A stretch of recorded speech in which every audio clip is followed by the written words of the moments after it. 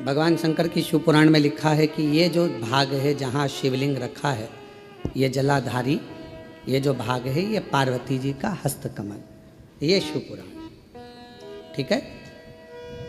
पर स्कंद पुराण का केदार खंड क्या कह रहा है कि ये जो जलाधारी है ये भगवान विष्णु का हस्त कमल है, और ये जो शिवलिंग है ये भगवान शंकर का प्रतिबिंब स्वरूप शंभु स्वयं विराज।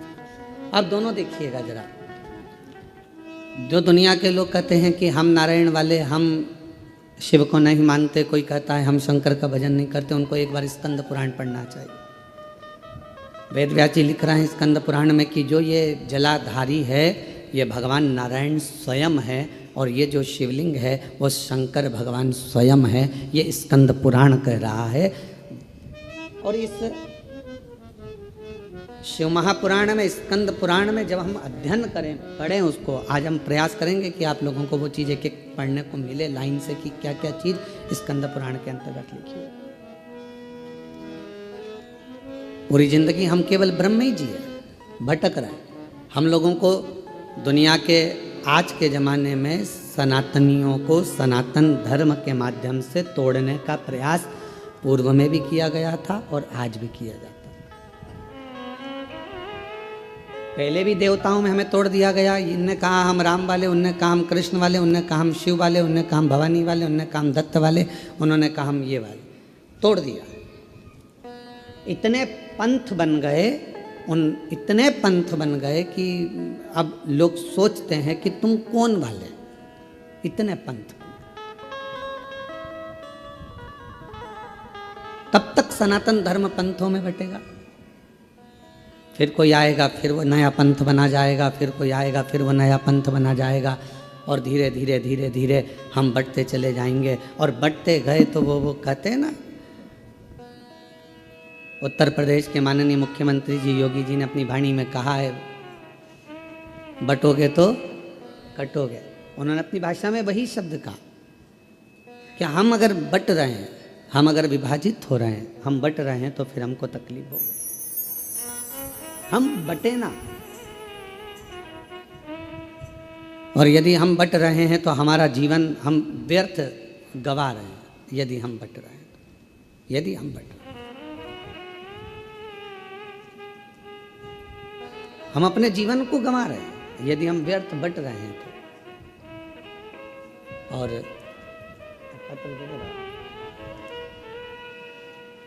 अगर हम बट रहे हैं तो हमारे अपने जीवन को हम गंवा रहे हैं। हम पंथों में ना बटें,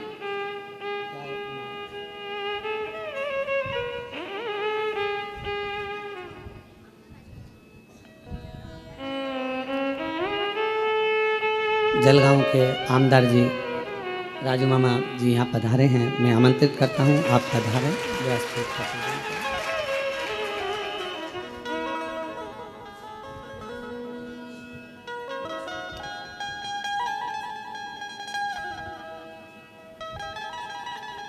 शंभु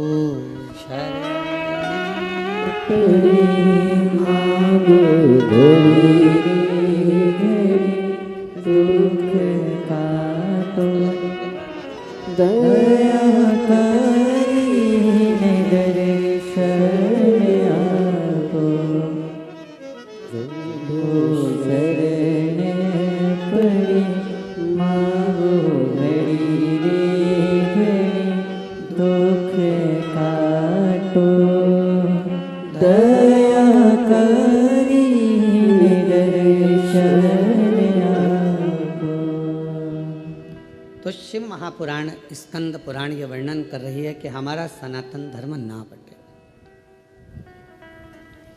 पंथों में विभाजित ना हो, जातियों में विभाजित ना हो।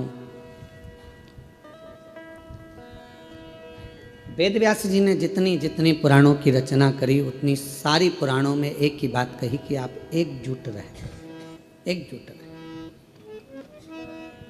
और आपकी एकजुटता या आपके जीवन की सार्थकता। पर हमारे अंदर भ्रम उत्पन्न कर दिया, हमारे घर के लोगों ने कह दिया कि शिव जी पे चढ़ा जल नहीं पियो, कोई ने कह दिया कि शंकर जी पे चढ़ी बेलपत्र मत खाओ, कोई ने कहा कि गर्भस्थ हो गए तो शिव मंदिर मत जाओ, कोई ने कह दिया कि शिवालय मत जाओ, कोई ने कह दिया हम शिव का प्रसाद नहीं लेते। हमें बांट दिया, भगवान से दूर कर दिया। आप सबको मालूम हो, जिस समय पर हमारा भारत, हमारी भारत की धरोहर, हमारे सनातनी, हमारे क्रांतिकारी इस भारत की भूमि के जब सब एकजुट हो गए थे तो विधर्मियों को ये लगने लगा था कि ये भारत अब टूटने वाला नहीं, अब ये टूटेगा नहीं। तब विधर्मियों ने भारत को तोड़ने के लिए भ्रम उत्पन्न करा कि शंकर के मंदिर नहीं जाना चाहिए, शिव जी पे जल नहीं चढ़ाना चाहिए, शिव जी का तब लोगों ने भ्रम उत्पन्न करा सनातनियों को दूर करने का, सनातनियों को दूर ले जाने। पर शिव महापुराण की कथा ने ये सब मिटा दिया।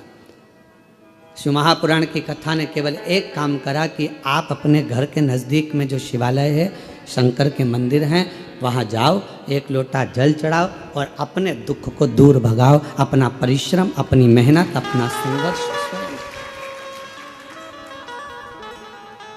आप अपनी मेहनत स्वयं करिए, परिश्रम स्वयं करिए।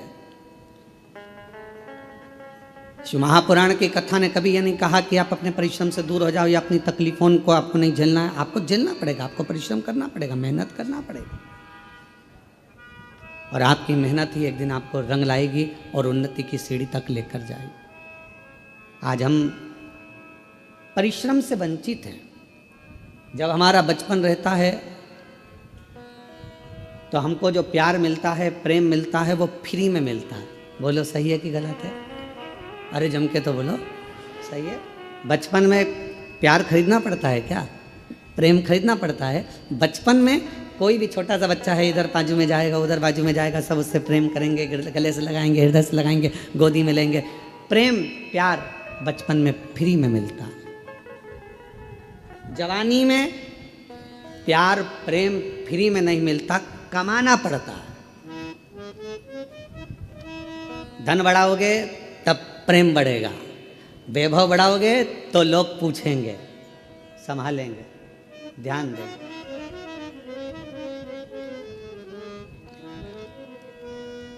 कमाना पड़ता है। और बुढ़ापा जब आता है तो प्रेम फ्री में नहीं मिलता। बुढ़ापे में प्रेम कमाया भी नहीं जाता। बुढ़ापे में तो प्यार, प्रेम मांगा जाता है कि कोई हमारे पास आकर थोड़ी देर दे। प्रेम के 3 क्रम है। बचपन में प्रेम प्यार फ्री में मिल जाता है, जवानी में प्रेम प्यार को कमाना पड़ता है, और बुढ़ापे में प्रेम प्यार को मांगा जाता है कि कोई हमको थोड़ा समय दे, थोड़ा हमारे पास बैठो, थोड़ा हमारे पास रुकिए, थोड़ा हमारे पास बैठिए। किसके पास समय? शिव महापुराण की कथा में हमने पहले भी वर्णन किया, आज फिर करते हैं कि मंदिर में 24 घंटे जाकर मत बैठो, तीर्थ में आप 4 दिन जाकर मत बैठो। हम कहेंगे किसी जगह पर व्यर्थ का समय बर्बाद मत करो। हम कहेंगे आप अगर थोड़ा सा समय आपको मिल जाए, आप पूजन भी नहीं कर रहे हो, पाठ भी नहीं कर रहे हो, अर्चना भी नहीं कर रहे हो, आप चाकरी सेवा भी नहीं कर रहे हो, तो इतना जरूर करो कि अपने घर में जो बुजुर्ग हैं उनके पास थोड़ी सी देर जाकर बैठ जाओ, तो आपकी पूजन का फल आपको मिल जाएगा, आपकी आराधना साधना का फल आपको मिलने लगेगा।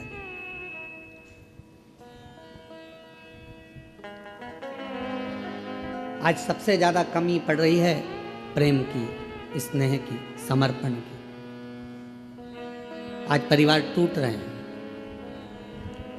बड़ा बेटा आता है, भोजन कर कर चला जाता है, छोटा बेटा आता है, भोजन कर कर चला जाता है, ससुर जी भोजन कर कर अपने कक्ष में चले जाते हैं, सास अपने कक्ष में चली जाती है, देवरानी जेठानी अपनी अपनी थाली लगाकर अपने अपने कमरे में ले जाती है।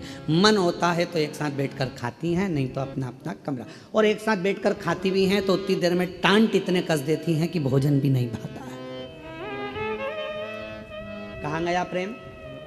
कहाँ गया समर्पण? कहाँ गया प्यार? धन बहुत है, घर में जितने सदस्य हैं कोई फ्री नहीं बैठा है। माताएं फ्री हैं तो वो कुछ ना कुछ कढ़ाई, मेहंदी, पेंटिंग, सिलाई, बुनाई, मिठाई कुछ ना कुछ बनाकर वो भी अपना व्यापार चला रही हैं।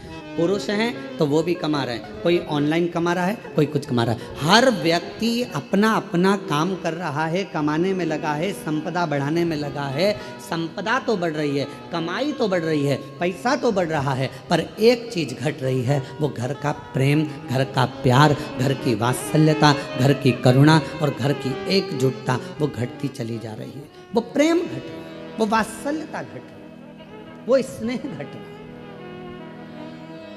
और शिव जी के परिवार में ये सब चीज़ बड़ा, शंकर भगवान के परिवार में ये कुछ भी नहीं था। ना वैभव था, ना धन था, ना दौलत था, ना गाड़ी थी, ना बंगला था, ना सत्ता थी, ना कोई सोना चांदी हीरा पन्ना था। पर शिव जी के घर में एक चीज़ थी, शमशान में भी रह रहे हैं तो प्यार से रह रहे हैं, और आकाश में रह रहे हैं तो प्यार से रह रहे हैं, कैलाश पर रह रहे हैं तो प्यार से रह रहे हैं, झोपड़े में भी वो प्यार के साथ रहते हैं तो उन्हें बैकुंठ जैसा सुख प्राप्त होता है। बैकुंठ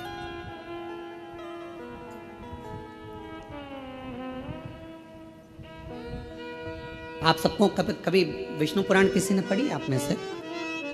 जितने लोग आस्था चैनल पर श्रवण कर रहे हैं उनसे निवेदन करेंगे गीता प्रेस गोरखपुर की विष्णु पुराण को लेकर आओ और उसको पढ़ो। विष्णु पुराण में लिखा है कि लक्ष्मी जी से पूछा गया, एक दिन माता ख्याति ने लक्ष्मी जी को अपने घर भोजन करने बुलाया। लक्ष्मी जी अपनी माँ के घर गई और माता ख्याति के पास पहुंची तो माँ ने अपनी बेटी को बिठाया। लक्ष्मी जी ख्याति देवी की बेटी है, तो ख्याति ने गोदी में बिठाकर अपनी बेटी से पूछा कि बेटी, मैंने तुझे भगवान विष्णु के साथ ब्याया, मैंने तुझे भगवान नारायण के साथ विदा कर दिया, विवाह कर दिया, तो भगवान बैकुंठ में चली गई, सारा सुख तेरे घर में है, पर ईमानदारी से बता तेरा सबसे ज़्यादा मन कहाँ लगता है? तेरा मन किस जगह पर लगता है? लक्ष्मी जी से पूछा गया। जलगांव के सेठों की तिजोरी में तेरा मन लगता है क्या? तेरा मन मुंबई में महालक्ष्मी मंदिर में लगता है क्या? तेरा मन तिरुपति तिरुमाला में कहीं तेरा मन लगता है क्या? तेरा मन कहाँ लगता है? महालक्ष्मी मंदिर बेरुल में लगता है? तेरा मन कहाँ लगता है? तो लक्ष्मी जी कहती हैं, माँ सबसे ज़्यादा मन मेरा केवल एक जगह पर लगता है, जिस घर में प्रेम होता है, प्यार होता है, वहाँ मेरा मन लगता है। जहाँ मेरा मन प्रेम की जगह पर, प्यार की जगह पर, स्नेह की जगह पर, फिर वो गरीब का झोपड़ा क्यों ना? दुनिया की सबसे महंगी चीज क्या है? जल्दी उत्तर दो। दुनिया की सबसे महंगी चीज क्या है? दुनिया की सबसे महंगी 3 चीजें हैं। पहले नंबर पर नींद, दूसरे नंबर पर शांति और तीसरे नंबर पर अपने दिल का आनंद, मस्ती। ये दुनिया की सबसे महंगी चीज है। ये दुनिया की सबसे कीमत वाली चीज है, सबसे महंगी। धन है पर नींद नहीं है, बंगला है, गाड़ी है, पर मन की शांति नहीं। घर में सारा सुख है, 25 नौकर लगे हैं, पर मन में अलमस्त मस्ती, आनंद नहीं, आनंद नहीं। ऐसे बैठे हैं अपने अपने घर में जैसे किसी ने 4-6 ठोक के बिठा है, ठोक। आनंद। बच्चे, हम तो कहेंगे आजकल की बहुओं से ज़्यादा अगर किसी के अंदर आनंद है तो घर की बूढ़ी माँओं के घर में आनंद है।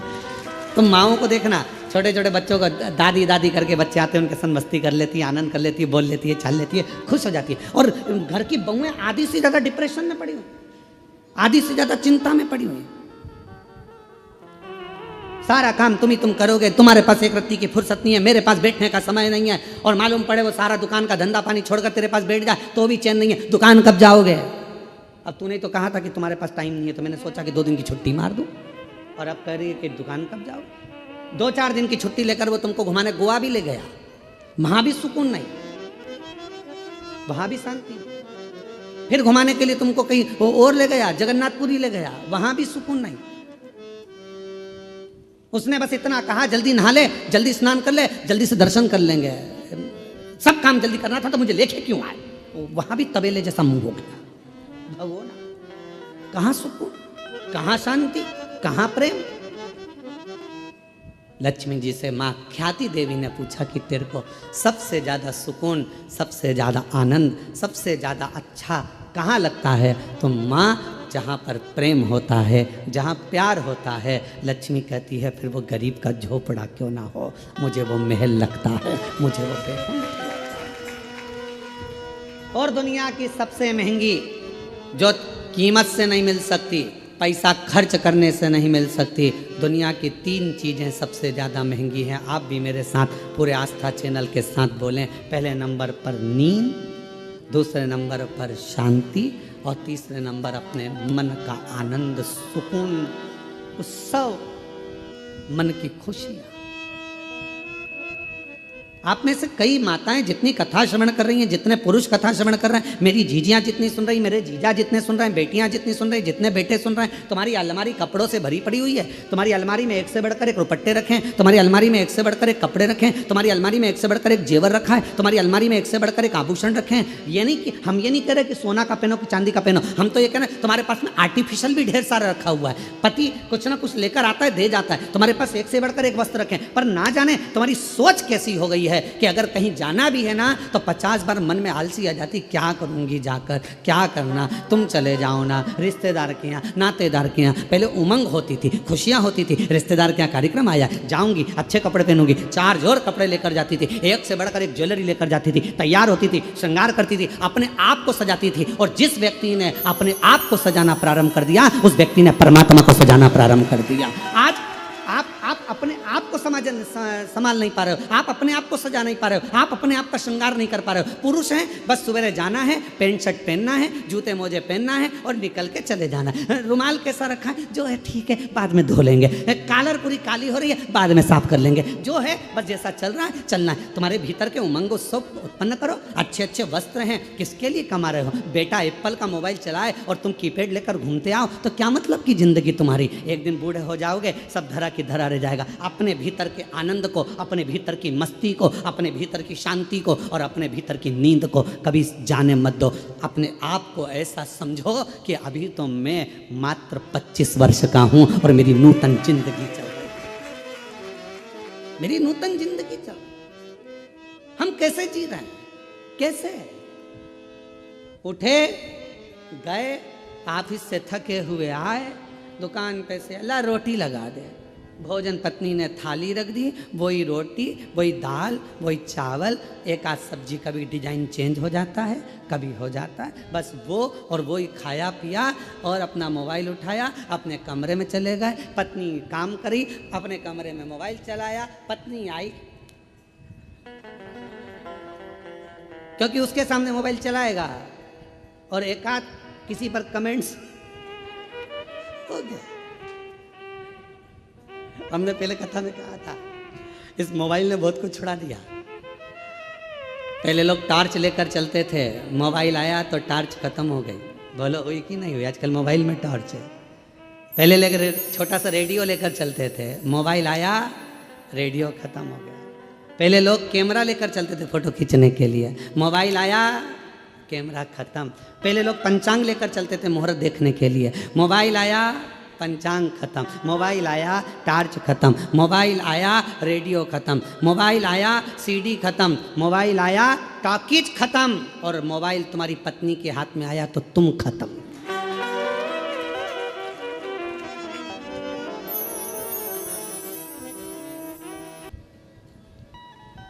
बचपन में मिला हुआ फ्री का प्रेम प्यार, जवानी में खरीदा हुआ, मेहनत कर कर कमाया हुआ प्रेम, और बुढ़ापे का मांग कर लिया गया प्रेम, ये तीनों अलग है। पर शिव कथा कर रही है, भगवान शंकर का चरित्र कर रहा है, शिव महापुराण की कथा कर रही है। भीतर की शांति, नींद और अपने अंदर का उत्सव, आनंद, उमंग, उत्साह, ये कभी कहीं प्राप्त नहीं होगा। ये अपने अंदर से आपको लाना पड़ेगा, लाना।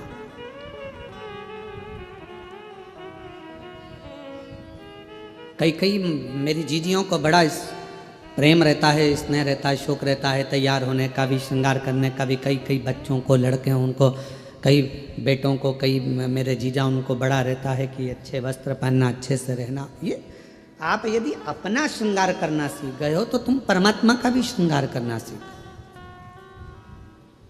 आज हम अपना भी श्रृंगार नहीं कर पाए, उत्साह ही नहीं है, भीतर उमंग ही नहीं है, सब समाप्त हो गए।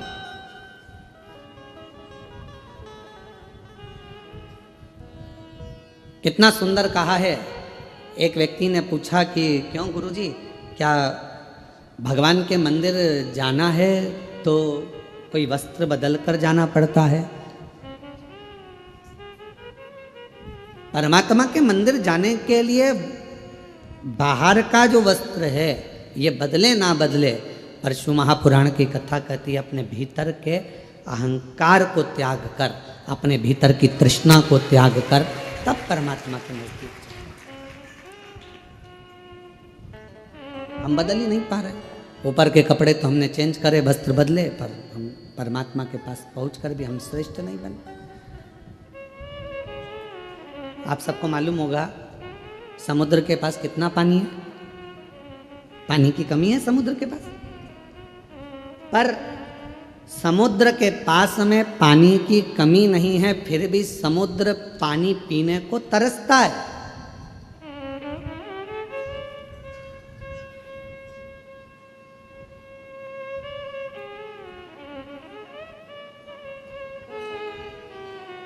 पानी की कमी समुद्र के पास नहीं है, पर पीने को तरस रहा है। धन की कमी व्यक्ति के पास नहीं है, गाड़ियों की कमी नहीं है, संपदा की कमी नहीं है, सब सुख सबके पास है, पर व्यक्ति शांति को तरस रहा, भीतर के सुख को तरस रहा, आत्म शांति। किसके पास है? कोई कह दे एक डॉक्टर भी पढ़ाई करने के बाद हम कहते हैं कि हर व्यक्ति को थोड़ा समय अपने खुद के लिए निकालना चाहिए। सवेरे 9 बजे अपनी कुर्सी पर इंजीनियर भी बैठता है, डॉक्टर भी बैठता है और एक अधिकारी भी बैठता है, शाम को 5 बजे तक अपनी कुर्सी नहीं छोड़ता, फिर घर गया, फिर काम में लग गया, फिर करा और मालूम पड़ा कि तुमने अपना समय दिया तो शरीर पर, अपने शरीर पर ध्यान नहीं दिया। एक दिन तुमने अटैची भरकर पैसा इकट्ठा तो कर लिया, पर मालूम पड़ा कि एक दिन खुद को ही बीमारी हो गई और जो रखा हुआ पैसा था, जो तुमने इतने दिल से कमाया था, वो खुद की ही बीमारी में लग गया। क्या मिला? समुद्र के पास पानी बहुत है, फिर भी समुद्र प्यासा है।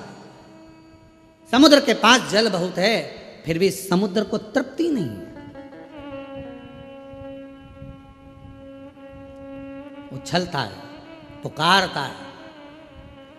शिव महापुराण की कथा कहती है कि एक दिन माता पार्वती जी ने शिव जी से पूछ लिया था कि ये तुम्हारे 1 महीने के अंदर 2 प्रदोष आ जाते हैं, ये प्रदोष तुम किसके लिए लेकर आते हो? किसके लिए? और आप ये प्रदोष के दिन इतने प्रसन्न क्यों रहते हो? आखिर क्या कारण है कि प्रदोष का दिन भगवान शंकर को प्राप्त करने का दिन हो जाता है? क्या कारण है कि प्रदोष का दिन भगवान शिव को प्राप्ति का केंद्र बिंदु हो जाता है?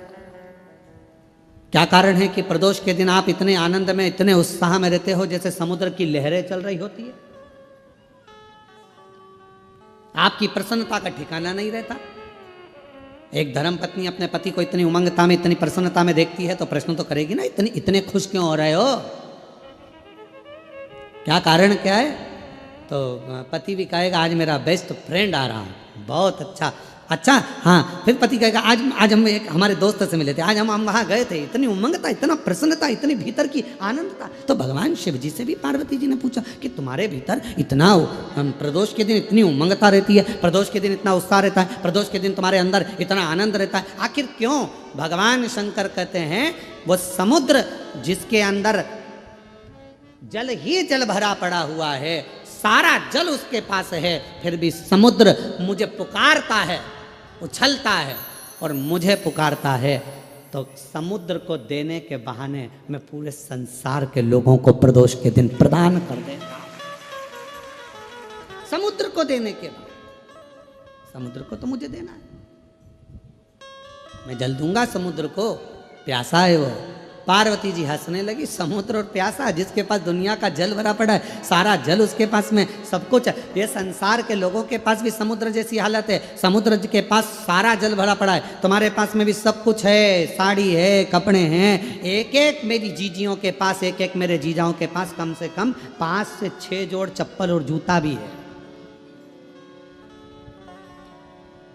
वो जूता रखने की अलमारी भरी पड़ी है, कपड़े की अलमारी भरी पड़ी है, सारा सब कुछ है। और फिर निवेदन करूं, ना कोई घड़ी की कमी, घड़ी भी सबके पास में 2-2 3-3 है, कपड़े भी 4-4 10-10 जोड़ है, सोने की गादी और तकिया भी है, नई नई बेडशीट अलमारी में थप्पी लगी रखी है, एक एक चीज सब है। समुद्र के पास जैसे सब कुछ है पर भीतर से तृप्ति नहीं है, फिर भी तरस रहा है जल के लिए, सब कुछ है पर वह भीतर की शांति नहीं है। तो भगवान शंकर कहते हैं कि जो प्रदोष के दिन मेरे शिवालय तक आता है, मुझे पुकार लेता है, मैं उसको भीतर की शांति दे देता हूँ, आनंद दे देता हूँ, उमंग दे देता हूँ, उत्साह दे देता हूँ।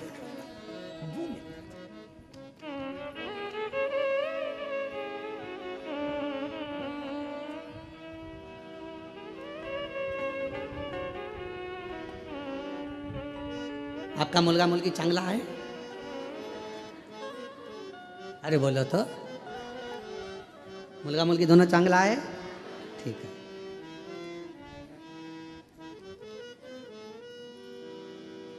अब आप अपने बच्चों को सब कुछ दे रहे हो, जो मकान है तुम्हारा किसको मिलेगा? बोलते जाओ जल्दी जल्दी। बच्चों, गाड़ी बच्चों, तुम्हारे गले की चेन, अंगूठी, ब्रेसलेट बच्चों, ठीक है, सब बच्चों को दे रहे हो, सब बच्चों को मिलेगा। आज का बच्चा ये सोचता है कि सब कुछ मेरा है तो मुझे क्या करना है, टेंशन क्या है, संघर्ष नहीं कर पाता, बहुत परिश्रम नहीं कर पाता। जब बड़ा होता है, विवाह होता है, शादी होने के बाद थोड़ा सा टेंशन उसको आता है तो डिप्रेस हो जाता है। क्यों? हमने गाड़ी दी, बंगला दिया, धन दिया, दौलत दी, परवरिश अच्छे से करी, अच्छा कॉलेज दिया, अच्छा स्कूल दिया, अच्छी एजुकेशन दी, अच्छा डॉक्टर को दिखाया, उसको स्वस्थ रखा, सब कुछ करा, पर अपने बच्चे को हमने संघर्ष करना नहीं सिखाया। और एक दिन उसके ऊपर जवाबदारी का बोझा बढ़ा, वो डिप्रेस हो गया, किसी ने कुछ कह दिया, डिप्रेशन में आ गया। पत्नी, शादी हो गई, पत्नी आ गई, 1 महीना 2 महीना 6 महीना रही, पत्नी मायके चली गई, वो डिप्रेस हो गया। क्यों? हमने उसको परिश्रम करना नहीं सिखाया, हमने उसको ये नहीं बताया कि संसार के लोगों से लड़ना कैसे।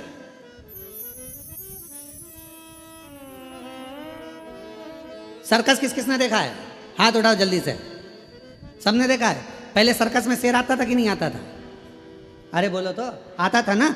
अब वन विभाग वालों ने सर्कस वालों को बुलाया, सारे सर्कस वालों से कहा एक भी शेर तुम्हारे सर्कस में नहीं रहना चाहिए, पिंजरे में नहीं रहना चाहिए। और एक दिन वन विभाग वालों ने शेर के गले में एक पट्टा डाला, छोटा सा कैमरा लगाकर उस शेर को जंगल में छुड़वा दिया। जो शेर जंगल में छोड़े गए, जैसे ही छोड़े गए, मालूम पड़ा 15-15, 20-20 कुत्तों ने मिलकर एक एक शेर का शिकार कर लिया, और जंगल में रहने वाले वो सारे शेर कुत्तों के शिकार से मर गए। क्यों? शेर को पिंजरे में भोजन मिलता था, शेर को पिंजरे में सारा साँच मिलता था, शेर को पिंजरे में सब कुछ मिलता था, और पिंजरे में शेर बंद रहता था, निकलता था, सर्कस दिखाता था, वापिस चले जाता था। आप अपने बच्चों को सर्कस का शेर मत बनाना, नहीं तो मालूम पड़े आज की दुनिया के ना जाने कितने कुत्ते तुम्हारे बच्चे का शिकार कर जाए।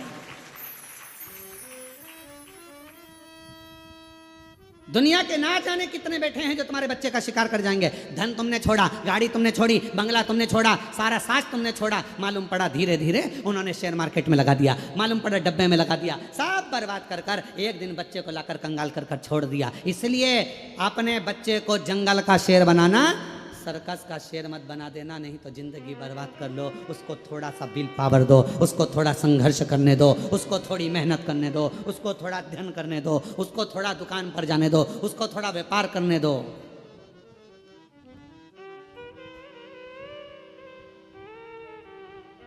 थोड़ी मेहनत जरूर। एक हमारे अच्छे परिचित हैं, यहीं आपके भुसावल के रहने वाले हैं। फैक्ट्रियां बहुत हैं उनकी, और लगभग 10 से 12 फैक्ट्रियां हैं उनकी। राठी फैमिली है, और 10 से 12 फैक्ट्रियां उनकी है सब जगह पर। सेलम में भी है उनकी, और ना जाने स्टील की फैक्ट्रियां हैं, बहुत कुछ। उनके 2 लड़के हैं, और दोनों लड़के जब इंजीनियरिंग करे तो उनके पापा ने उनको दूसरे की फैक्ट्री में, दूसरे के यहाँ नौकरी करने भेज दी। हमने राठी जी से कहा कि राठी जी, आपका बेटा इतनी फैक्ट्रियों के मालिक आप, और आपका बेटा दूसरे की फैक्ट्री में नौकरी कर रहा है इंजीनियरिंग करने के बाद। कहा गुरुजी, ठोकर इसको वहीं पर मिलेगी। सेठ चिल्लाएगा, काम करना पड़ेगा, नींद आ रही होगी, वर्क पूरा करना पड़ेगा। जब ये वहां से ठोकर खाएगा तब जाकर अपनी फैक्ट्री को सही से संभाल पाएगा। वहां ठोकर। हम अपने बच्चों को क्या दे रहे हैं? दिया, सुख दो, शांति, सब कुछ दिया, गाड़ी दो, बंगला दो, धन दो, दौलत दो, सब कुछ दो, पर अपने बच्चे को एक चीज और सिखाओ कि संघर्ष कैसे करना, मेहनत कैसे करना, परिश्रम कैसे करना, थोड़ी देर शांति कैसे रखना, भीतर थोड़ा सा सुकून हो। शिरडी के पास में अभी शिरडी में कथा चालू होगी, 12 तारीख से चालू है, 12, 13, 14, 15, 16, 5 दिवस ये कथा शिरडी के पास में। वो स्थान भी है इसमें लिखा, शिरडी के पास में अस्त गांव, माता निर्मल पिंपरी शिव गांव, 1 बजे से 4 बजे तक 5 दिवसीय शिव महापुराण की कथा है। 12 से 16 तारीख तक ये कथा, 9 तारीख को विराम होगी, वो 12 तारीख को चालू होगी, 16 तारीख तक चलेगी। पंडाल में बड़े बड़े पंडाल लगाए गए हैं, जहां बैठकर कथा का रसत्व को लोग ग्रहण करेंगे। क्या कहा शिरडी के बाबा ने, क्या कहा साईं राम ने? एक ही बात कही, श्रद्धा, दूसरे नंबर पर सबूरी। आज के जमाने में जरा सी सबूरी नहीं है, जरा सी। भले अपन शिरडी के पास रह रहे हैं, पर रत्ती भर की सबूरी नहीं है। तुम्हारे यहाँ से शिरडी कितनी दूर है? जलगांव से बोलो बोलो, कितना किलोमीटर है? हैं 220 किलोमीटर। अब नजदीकी है ना, हमारे यहाँ से तो दूर ही है, 800 किलोमीटर पड़ जावे, तो तुम्हारे यहाँ से तो फिर भी पास में ही है।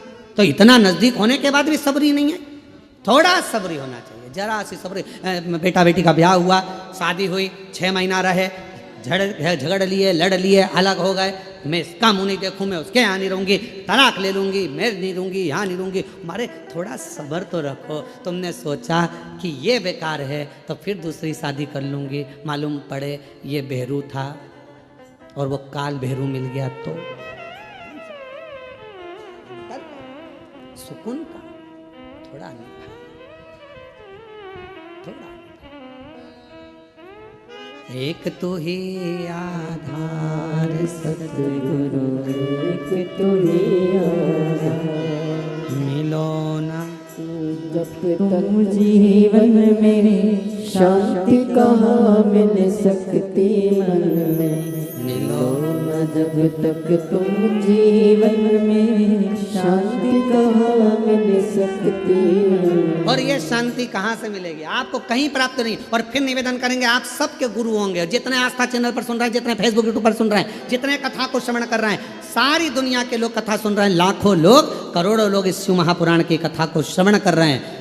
शांति, आपके कितने भी गुरु हों, किसी का भी गुरु मंत्र हो, और उसके बाद भी अगर तुम्हारे दिल को शांति नहीं मिल रही हो, तो आज से एक नियम चालू कर दो, शंकर जी के मंदिर में जाना चालू कर दो, शिव को गुरु बना लो, शांति मिलना प्रारंभ। जब तक मिलो न तुम जीवन में शांति कहाँ मिल सकती मन में, जब तक तक मिलो न तुम जीवन में शांति कहाँ मिल सकती मन में। और मैंने ढूंढा देश सतगुरु एक तो ही आधार। मैंने सब कुछ सब जगह पर देख लिया, पर शांति नहीं मिल रही, सुकून नहीं मिल रहा। धन बढ़ा, संपदा बढ़ी, सत्ता बढ़ी, सब कुछ बढ़ा,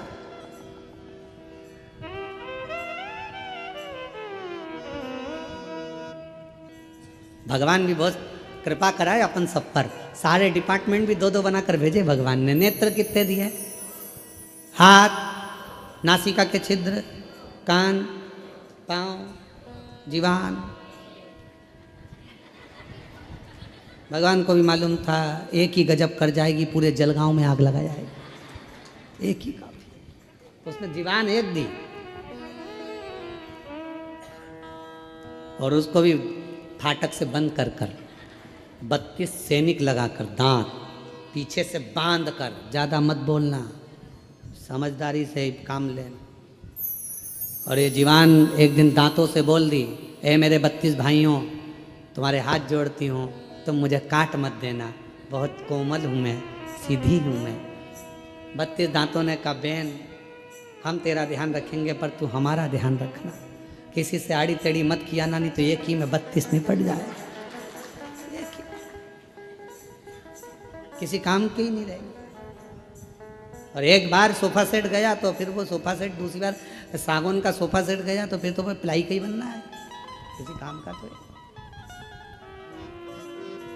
कृपा खूब दो, मना नहीं। शिव कथा कहती है भगवान अगर कहीं शांति ना मिले तो लंकापति रावण जैसा एक विचार अपने भीतर लेकर आना, शिव की स्तुति में लग जाना।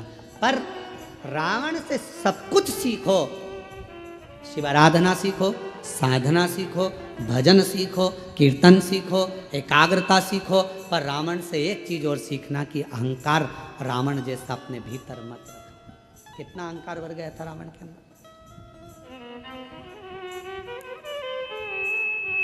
गया लंकापति रावण 10 मुख प्राप्त कर कर, और 10 मुख प्राप्त हो गए जब लंकापति रावण के पास में 10 मुंह हो गए। मंदोदरी के साथ बैठकर पूजन अर्चना साधना सब कर ली, अब पहुंच गया। आज जा रहा था लंका का राजा रावण, भ्रमण करते करते देवताओं से मिलता हुआ भगवान शिव के धाम पहुंच गया, शंकर जी के।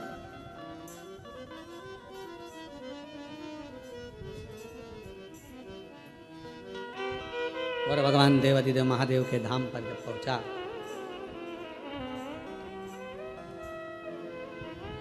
नंदी बैठे हुए थे, देख रहे थे। लंकापति रावण ने नंदी को नहीं देखा, रुके। फिर चले। नंदी ने रावण को प्रणाम किया। नंदी ने रावण को प्रणाम किया। क्यों? उसका एक कारण था, लंका का राजा रावण शंकर भगवान को बहुत चाहता था, प्रेम करता था, उनके प्रति समर्पित रहता था। भगवान शिव के द्वारपालों में एक लंका का राजा रावण भी गिनती में आता है। द्वारपालों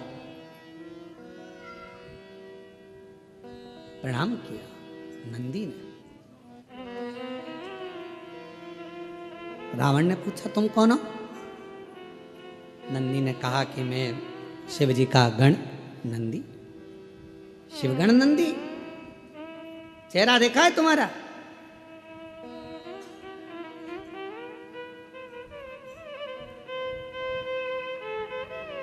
नंदी ने, भगवान शंकर एक बार बड़े प्रसन्न हुए थे, शिव जी बहुत प्रसन्न हुए थे, तो नंदी पर इतने प्रसन्न हुए थे। कहाँ की कथा है? कपालेश्वर महादेव, नासिक की। आप लोग करें दर्शन, गोदावरी तट पर कपालेश्वर बाबा का दर्शन होता है। भारत की भूमि पर केवल एक मंदिर ऐसा है, कपालेश्वर महादेव नासिक का। महाराष्ट्र की धरा पर पूरी दुनिया का एक मंदिर ऐसा है जहां पर भगवान शंकर के गुरु नंदी हैं, वो कपालेश्वर महादेव है। शिव के गुरु नंदी हैं। ब्रह्मा जी का शीश कटा, हाथ पर शीश चिपक गया भोलेनाथ जी के। ब्रह्मा की हत्या का दोष लग गया, कपाल छूट नहीं रहा था, हाथ का कपाल छूटे नहीं। बड़े परेशान हो गए भगवान। सबसे कहा यह हाथ नहीं छूट रहा, कपाल नहीं छूट रहा। सब जगह पर गए पर कहीं पर भी वो कपाल नहीं छूटा। तब भगवान देवादिदेव महादेव मौन होकर बैठ गए। नंदी को लगा मेरे स्वामी आज स्थिर नहीं है, आज मन स्थिर नहीं, क्या बात है, मैं जाऊं अपने स्वामी के पास। नंदी गए, एक बच्चे का रूप रखकर चले गए और आवाज लगाने लगे, हर हर हर हर बोल बम का नारा है सारी समस्या का हल, श्री शिवाय। आवाज लगाया नंदी ने, जो आवाज लगाया शिव जी के कानों में शब्द शंकर जी, और भगवान देवादिदेव महादेव के कानों में जब शब्द गया, शब्द जाने पर भगवान शंकर जी ने आंख खोली, नेत्र खोले, बालक खड़ा था। पूछा तुम कौन हो? बालक कुछ बोला नहीं, बस इतना कहा कि आप एक काम करो, एक काम करो, एक बेलपत्र का स्पर्श कर कर गोदावरी का स्नान, फिर बद्रीश में जाकर गंगा का स्नान, अलकनंदा का स्नान। जो ज्ञान दिया शिव जी उसको स्वीकार कर लिए। बेलपत्र का स्पर्श किया, कपाल नीचे गिर गया। बेलपत्र का मात्र स्पर्श किया, कपाल नीचे। आज भी उस मंदिर का नाम कपालेश्वर महादेव नासिक में, कपाल नीचे। शिव जी ने स्मरण किया उस बच्चे का, पूछा कि बेलपत्र में ऐसा क्या है? भगवान नंदी जो बालक का रूप रख कर आए थे, उन्होंने कह दिया, एक बेलपत्र का जब कोई स्पर्श करता है, देवादिदेव महादेव, जैसे आपके हाथ से ब्रह्मा जी की हत्या का पाप कपाल नीचे गिर जाता है, बेलपत्र का मात्र स्पर्श करने वाले के सारे पाप एक क्षण में नीचे गिर जाते हैं, एक क्षण में नीचे। बेलपत्र का स्पर्श।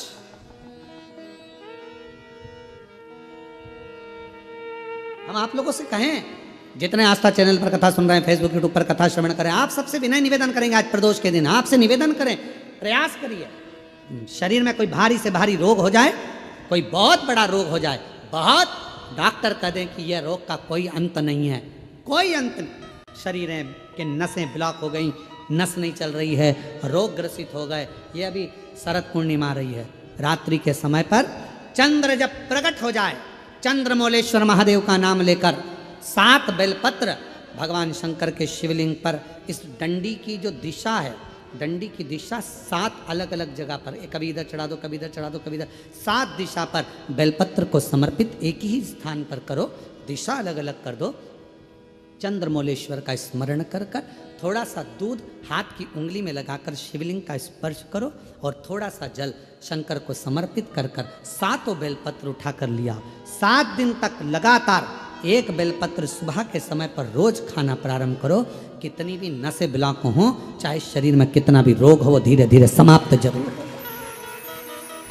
शरद पूर्णिमा का ये उपाय अवश्य करिए। हम फिर कहेंगे डॉक्टर शिव का एक रूप है, डॉक्टर को दिखाओ मना नहीं है, डॉक्टर का इलाज कराओ मना नहीं है, डॉक्टर की जांचें कराओ मना नहीं है, पर शंकर पर विश्वास कर कर शिव को अपना मानकर, अपने जैसे भगवान नंदी गुरु बनकर आए, और गुरु बनकर आए और कहा कि आप बेलपत्र का स्पर्श करिए, स्पर्श करा, कपाल नीचे गिर गया, शिव जी का नाम कपालेश्वर महादेव हो गया। बोल कपालेश्वर महादेव की।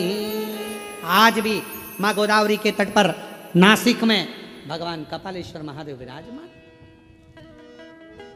आज भी गुरु बने। शिव जी बड़े प्रसन्न हो गए जब उनके हाथ का कपाल छूट गया, आज बड़े प्रसन्न थे, बड़े प्रसन्न। तो शंकर भगवान ने कह दिया, ए नंदी, तुम हमारे गुरु बने थे, हमें दक्षिणा देना है तुमको, और गुरु दक्षिणा बहुत जरूरी है। हम तुमको गुरु दक्षिणा में क्या दें, आपको हम क्या दें, मांग लो, तुम्हें क्या चाहिए। तब नंदी कुछ बोले नहीं, तो शंकर भगवान के पास में पार्वती जी आई और पार्वती जी ने कहा, प्रभु मेरा एक निवेदन है, नंदी का मुंह कैसा है, सींग लगा है, ऐसा है वैसा है, और नंदी देखा है ना तुम लोगों ने, अरे बोलो तो जम के देखा है, अब नंदी का मुंह तो नंदी ऐसा। तो इतने में पार्वती जी बोल दी, तुम कितने सुंदर हो, कर्पूर गौरम करुणावतारम संसार सार। कितने, मेरा एक मन कर रहा है, आपके 5 मुख में जो सुंदरता है, उससे भी ज्यादा सुंदरता आप नंदी को दे दो। नंदी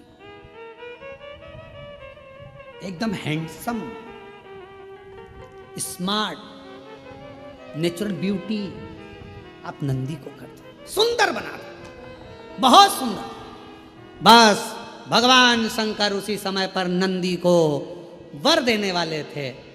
इतनी देर में नंदी शिव जी को रोक लिए, नहीं चाहिए। अरे आप, मुझे ये कुछ नहीं चाहिए। पार्वती जी ने पूछा, नंदी तू इतना सुंदर हो जाएगा, इतना श्रेष्ठ हो जाएगा, तेरी सुंदरता बढ़ जाएगी, तू तो शिव जी से भी ज्यादा सुंदर दिखेगा। 5 मुख में जो सुंदरता है उससे प्रबल सुंदरता तुझे मिल जाएगी। नंदी कहने लगे, मैया दिक्कत यही है, दिक्कत सबसे बड़ी यही है, सुंदर हुआ ना तो फिर भजन नहीं हो पाएगा। कभी धागे के पीछे पड़ा रहूंगा, कभी पेंसिल खींचूंगा, डब्बा भरूंगा, कभी रगड़ता फिरूंगा। अब जो माँ नहीं, कुछ। शिव जी ने कहा, मैं तो दूंगा, मुझे तो गुरु दक्षिणा देना, और गुरु दीक्षा दिए, दक्षिणा दिए बगैर तो मैं जाऊंगा नहीं, मैं तो दूंगा। तो नंदी ने कह दिया, अगर देना चाहते हो तो मेरा बंदर का मुंह बना दो। बंदर का मुंह? फिर तो तू नंदी अच्छा है। अगर बंदर का मुख मांग रहा है तो उसे तो नंदी अच्छा। नहीं नहीं, थोड़े दिन मेरा मन है कि मैं बंदर का मुख लगाऊं, आप मुझे बंदर का मुख दे दो। शिव जी ने कहा, तथास्तु। नंदी का बंदर का मुंह लग गया। अब देखिए कितनी विचित्र बात है। रावण कितने मुंह लगाया? 10। उसमें एक भी मुख ऐसा था क्या? बंदर का, हाथी घोड़े का कोई का नहीं। और नंदी ने क्या मांगा? बंदर का मुख दे दो। बंदर का बैठा था नंदी, बंदर का मुख था। आज शिव आराधना में लगा था। नंदी निकलकर बस बैठे थे, रावण निकल कर जा रहा था। लंकापति रावण को नंदी ने प्रणाम कर दिया, प्रणाम प्रणाम नमन करा। रावण ने पूछा, तुम कौन हो? मैं शिव जी का गण नंदी। अच्छा, तो ये बंदर का मुंह क्यों लगा रखा है? नंदी ने कहा, मेरे प्रभु ने मुझे दिया है। तो कहा, शंकर भगवान ये आड़ी टेढ़ी चीज तो नहीं दे सकते? रावण बोला, ये फालतू की चीज शंकर जी कभी नहीं देते। कौन होगा जो अपने घर कमरे में, जिस कमरे में वो सोता है तो झाड़ू रखेगा? कौन होता है जो अपने कमरे में कचरे का डब्बा रखेगा? कौन है जो अपने कमरे में कबाड़ा ला के रखेगा? अभी दिवाली पे लोग अपने कमरे का कबाड़ा बाहर निकाल देते हैं, और तुम ये बंदर का मुख लेकर आ गए। कौन है? शंकर जी ये नहीं दे सकते, मेरा भोले बाबा ये कभी नहीं दे सकता। कई लोग शिव जी पर आरोप लगा देते, भोले बाबा हमारी नहीं सुन रहे, हम शंकर जी को इतने दिन से जल चढ़ा रहे हैं, शंकर जी हमारी मनोकामना पूर्ण नहीं कर रहे, शिव जी ने ऐसा नहीं करा, शंकर जी ने वैसा नहीं करा। अरे भाई, शंकर तो तुम्हारे लिए सब कुछ करना चाहते हैं, पर थोड़ा इंतजार तो करो। 2 महीना, 2 साल, 1 साल जल चढ़ा और तुम सोचो कि सारे काम होते हुए ना? धीरे धीरे बाबा हाथ पकड़ा ना। कोरोना जैसी बीमारी में आज भी तुझे जिंदा रख रखे हैं, तेरे पड़ोसी निपट गए, भगवान की कृपा है जो तू बैठी है। कई रिश्तेदारों की सूचना आ गई, अरे इतना अच्छा था, मर गया, हाँ बहुत अच्छी थी, उसको क्या हो गया? अटैक आ गया, चले गया, एक्सीडेंट हो गया, मर गया। रोज अखबार में कुछ ना कुछ सूचना मिलती है, मोबाइल पर, इंस्टाग्राम पर कहीं ना कहीं सूचना मिल जाती है। कहीं पहाड़ गिर गया, मालूम पड़े हवाई जहाज जा रहा था विदेश, निपट गया, अपन तो थे ही नहीं। विचार करो, तेरी कृपा का क्या है? कब किसी पर हो जाए, जरा सी हम पर कर दो, जरा सी हम पर कर। भगवान को धन्यवाद देते रहो, तेरी कृपा बड़ी भारी है। इतने इतने उत्पात मच रहे हैं, रोज उपद्रव मच रहा है, रोज कुछ ना कुछ हो रहा है, कहीं एक्सीडेंट हो रहा है, कहीं कुछ हो रहा है, कहीं किसी को अटैक आ रहा है, जवान से जवान जा रहा है, सबकी हालत खराब हो रही है। और तू मुझे अच्छा रखा है, जलगांव में शिव पुराण की कथा सुनवा रहा है। ये तेरी कृपा नहीं तो, तेरी कृपा नहीं तो इससे बढ़कर और सुख क्या होगा?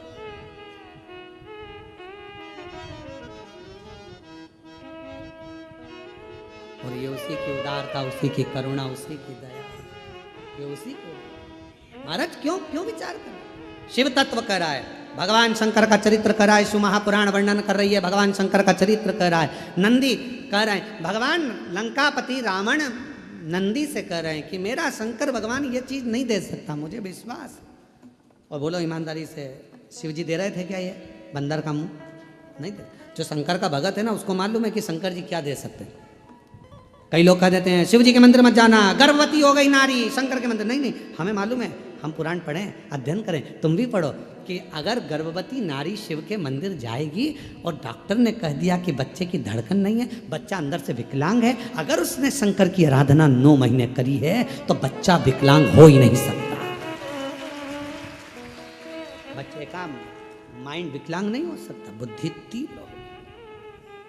जो माँ सरस्वती को श्री सैलम की भूमि पर बैठकर माता सरस्वती को स्वर दे देते हैं, जो वीणा वादनी को वीणा सिखा देते हैं, जो नृत्य कर कर पूरी दुनिया को संगीत दे देते हैं, वो नटराज दुनिया में स्वर देने वाले, दुनिया को आनंद देने वाले, कभी किसी की जिंदगी में दुख नहीं देते। शंकर जी को जिसने पहचान लिया, शिव जी ने सब कुछ दे दिया, सब कुछ।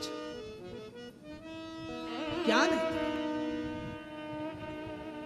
क्या नहीं, सब।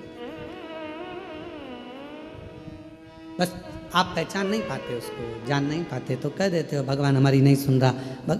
रावण ने कह दिया, रावण शिव जी को बहुत चाहता था तो तुरंत कह दिया मेरे शंकर भगवान ये नहीं दे सकते, तेरे को बंदर का मुंह नहीं दे सकते, शिव जी ने नहीं दिया, तू बोल सच। रावण ने कहा सच बता दे नंदी, तेरे को ये बंदर का मुंह कहाँ से मिला? तो कहा शंकर जी तो उनके जैसा सुंदर बना रहे थे पर मैंने खुद मांग लिया। तो ऐसा बोलना कि खुद ने मांगा है। मम्मी पापा तो अच्छी जगह शादी कर रहे थे तेरी, 2 पेट्रोल पंप थे लड़के के, बॉम्बे में सर्विस कर रहा था, इंजीनियर था, पर तूने ऐसा कवाड़ा ढूंढा तो माँ बाप क्या करे? अब रो, गाड़ी सुधारने वाला ढूंढ लिया, 50 रुपए का पेट्रोल डलवाता, 10 रुपए का चाउमीन खिलाता और दूसरे की गाड़ी पर घूमता, खुद की तो गाड़ी भी नहीं है। लव जिहाद का शिकार हो गई और बाद में आके रो रही कि मम्मी अब क्या करूं, मेरा शंकर भगवान ये नहीं देता कुछ, मेरा वो घरवानी बड़ा चतुर है, बड़ा चतुर। इसलिए मेरी बेटियों से निवेदन है, बेटों से निवेदन है, सावधान हो जाओ। 10 रुपए के चाउमीन और 50 रुपए के डीजल पेट्रोल की दूसरे की गाड़ी चला कर आएंगे, भुड़ भुड़ कर कर तुमको अपना बनाने का प्रयास करेंगे और एक दिन हरिद्वार घुमाने ले जाएंगे और अटैची में तुम्हारे टुकड़े मिल जाएंगे। इसलिए थोड़ा सावधान हो जाओ, थोड़ा सा। मेरा शिव नहीं दे सकता। अब यहाँ कहा, यहाँ बोल रहे हैं मेरे भोले बाबा, लंकापति रावण का विश्वास देखिए कितना था शंकर जी के प्रति। मेरे शंकर जी तेरे को बंदर का मुंह नहीं दे सकते, ये हमारा विश्वास है।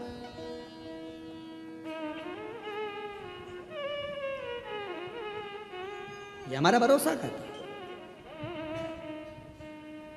महाराज मैंने खुद मांगा है, खुद स्वयं मांगा। अब आप लोग मांगे वो, जैसे एक व्यक्ति ने शंकर जी की आराधना करी और शिव जी से कहा प्रभु भगवान, वो तीन लोग पहुँचे भगवान देवाधिदेव महादेव के पास। एक बहुत बड़ा राजा पहुँचा, एक बहुत बड़ा सेठ पहुँचा और एक बहुत बड़ा चोर पहुँचा शिव जी के पास। राजा से कहा शंकर जी ने मांग तुझे क्या चाहिए? महाराज पारस मणि दे दो, जिसको छुआऊं सोना हो जाए। राजा को तथास्तु कह दिया। जा। नगर का सेठ पहुंचा, तुझे क्या चाहिए मांग ले। महाराज 9 लाख करोड़ धन दे दो, गाड़ियां दे दो, फैक्ट्रियां दे दो, करोड़ों के हीरे और जेवरात दे दो। शिव जी ने कहा तथास्तु। तीसरे नंबर पर चोर आया, मांग तुझे क्या चाहिए? इन दोनों के घर का एड्रेस दे दो।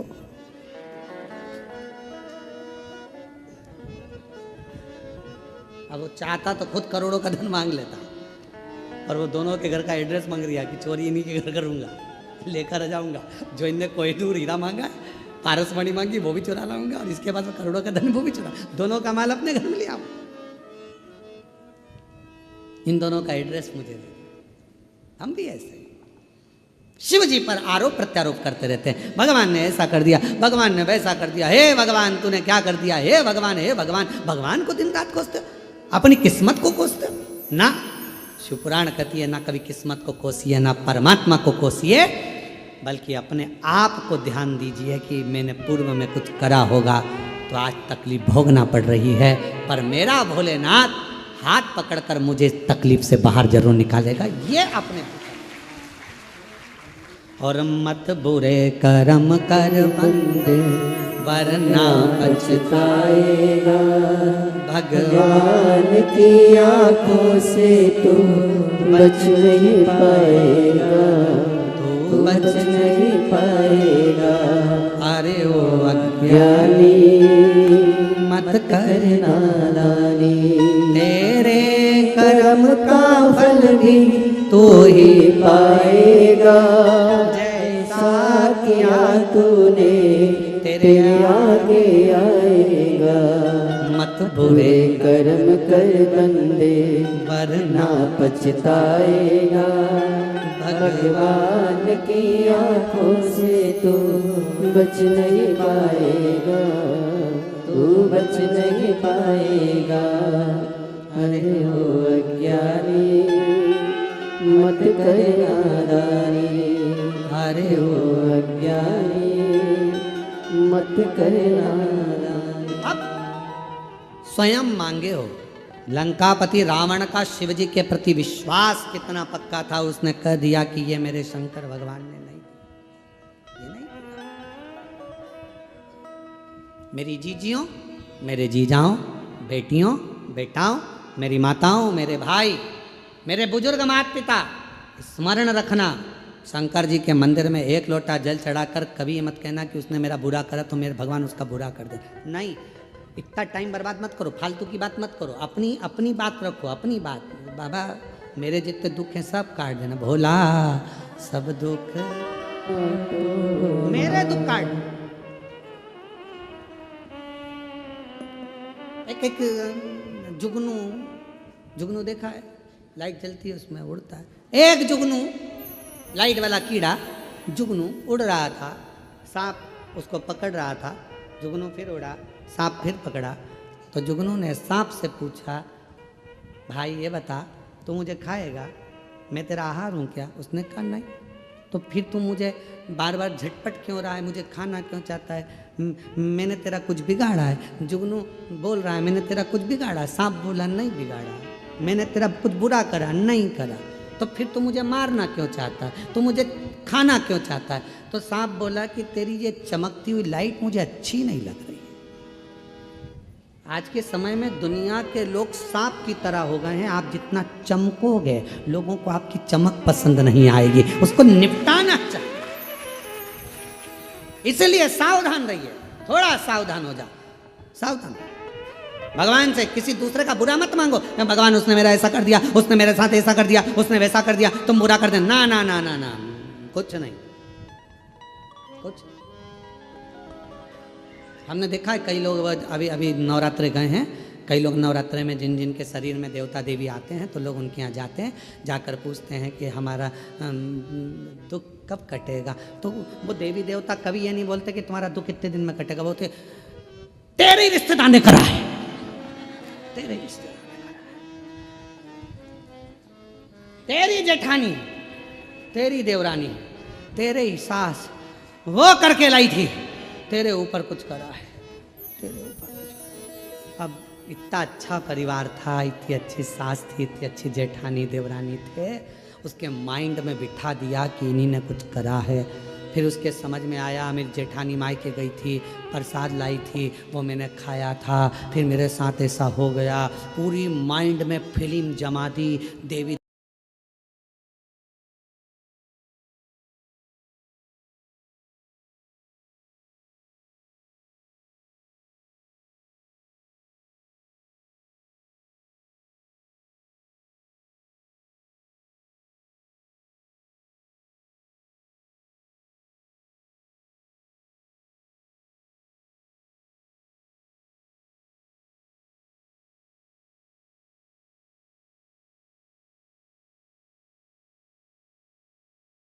देती थी तो प्रेम भी माँ जैसा भाभी देती थी, बीमार पड़ता था तो दवाई भी भाभी देती थी। आज भाभी बुरी कैसे हो गई? तब 10-15 दिन बाद एक धागा लाई, यहाँ बांध दिया हाथ में पति के, ये क्यों बांध रही है? माता जी बोली है, भाभी कुछ कर रही है। पति ने कहा उसको करना होता जब तू नहीं आई थी उससे पहले ही कर देती, तेरे आने के बाद क्या बुरा कर रही? क्या जगत में कोई बुरा नहीं है, बुरा हमारा कर्म है। हम जैसा कर्म करेंगे वैसा हमें भोगना। अच्छा करिए अच्छा मिलेगा, बेकार करिए बेकार मिलेगा। जैसा दोगे वैसा मिलेगा, उसमें कौन सी दिक्कत वाली बात है। आप प्रयास करो, अपने घर का झाड़ू लगा के कचरा सवेरे आओ, पड़ोसन बोलो जम के क्या करेगी? अपने घर का कचरा उठा के तुम्हारे घर के सामने डाल देगी। और एक दिन ऐसा करना, एक तो फूल ले जाकर रंगोली पड़ोसन के यहाँ डालकर देखना, इतनी खुश होगी। दिवाली पर जो भी गुजिया बनाएगी, चकली बनाएगी, मठरी बनाएगी, तुमने तो रंगोली डाली थी, वो तुम्हारे घर में थाली लगाकर सजाकर मिठाई का डब्बा तुम्हारे घर देकर जाएगी। मेरी पड़ोसन अच्छा दिया, अच्छा मिला, हमने बुरा दिया। हाँ, हम खुद अपने आप में ये सोच रहे हैं कि उसने बुरा कर दिया। बुरा करने की सामर्थ्यता किसी में नहीं है, कोई नहीं है जो किसी का बुरा कर सके। अगर बुरा करने वाले होते तो ये सबसे ज्यादा मोदी जी के पीछे पड़े रहते।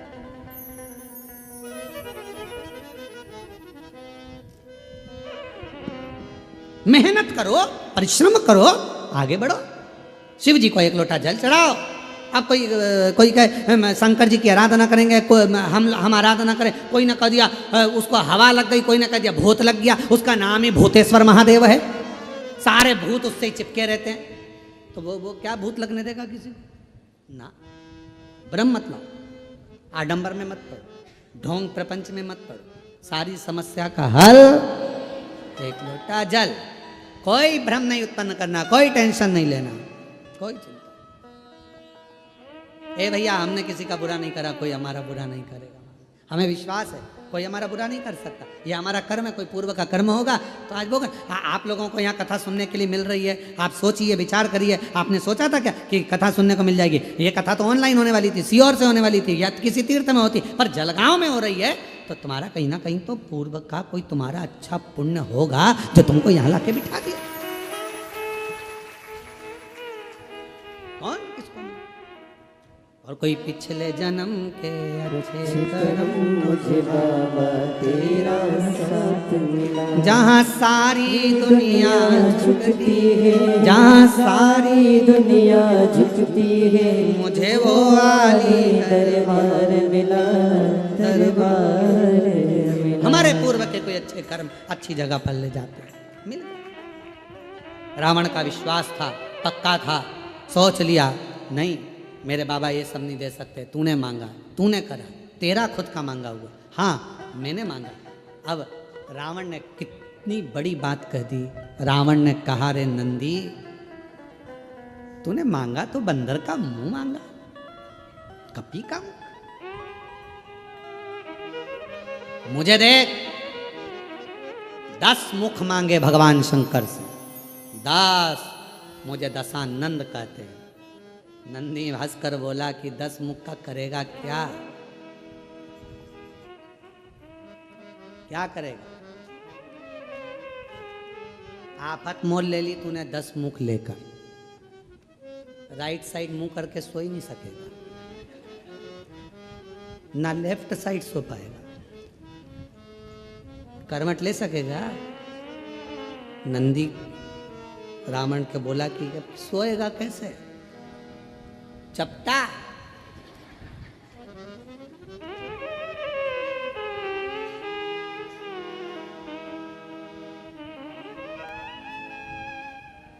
नंदी बोला ये तुझे नहीं मांगना था। अभी रावण कह रहा था तुझे ये बंदर का मुख नहीं मांगना था, अब नंदी कह रहा है कि तुझे ये मुख 10 नहीं मांगना था।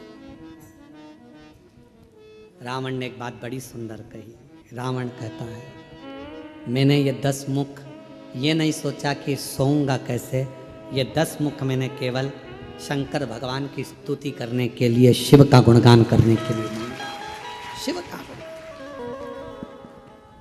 पर नंदी तूने अच्छा नहीं, तेरा ये मुख श्रेष्ठ नहीं है। हंस दिया रावण।